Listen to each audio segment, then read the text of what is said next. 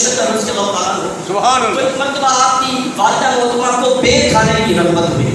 اللہ اکبر بیر کھانے کو دل چاہا. جی ہمسایوں کے گھر میں ایک بیری تھی، اس پہ بڑے عمدہ اور پختہ بیر لگے ہوئے تھے. انہوں نے ان کی اجازت کے بغیر کچھ بیر توڑ دیے. اب جی تو آپ کی والدہ محترمہ بھی اللہ کی بلیہ متقیہ تھی، پرہیزگار تھی. تو ایسی متقیہ اور پرہیزگار کے جو بغیر وضو کے فرید و بین کو دودھ بھی نہیں پلایا کرتے. اللہ اکبر اللہ میرا خیال کہ آپ کو بات سمجھ میں نہیں ہے. میری اتنی ٹھنڈی سبحان اللہ نہیں ہونی چاہیے، اتنی بڑی بات. آج ہم ذرا دیکھیں اپنے گھروں میں کہ ہماری بیویاں کیا وضو کرنا تو وقت کے نار ٹی وی کے سامنے بیٹھ کے تو دودھ نہیں پلاتی.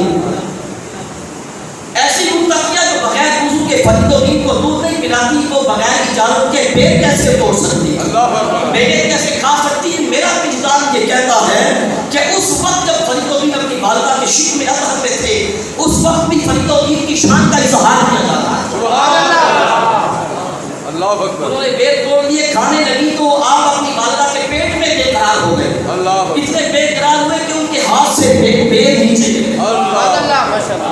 نہ کھا سکی، یہ خواہش پوری نہ ہو سکی. بعد میں جب سن شعور کو پہنچے تو آپ کی والدہ محترمہ واقعی بالکل متقیہ بھی پریشان تھی. کہا بیٹے جب آپ میرے پیٹ میں تھے نا، میں نے کبھی کسی مشروب چیز کو بھی نہیں کھایا.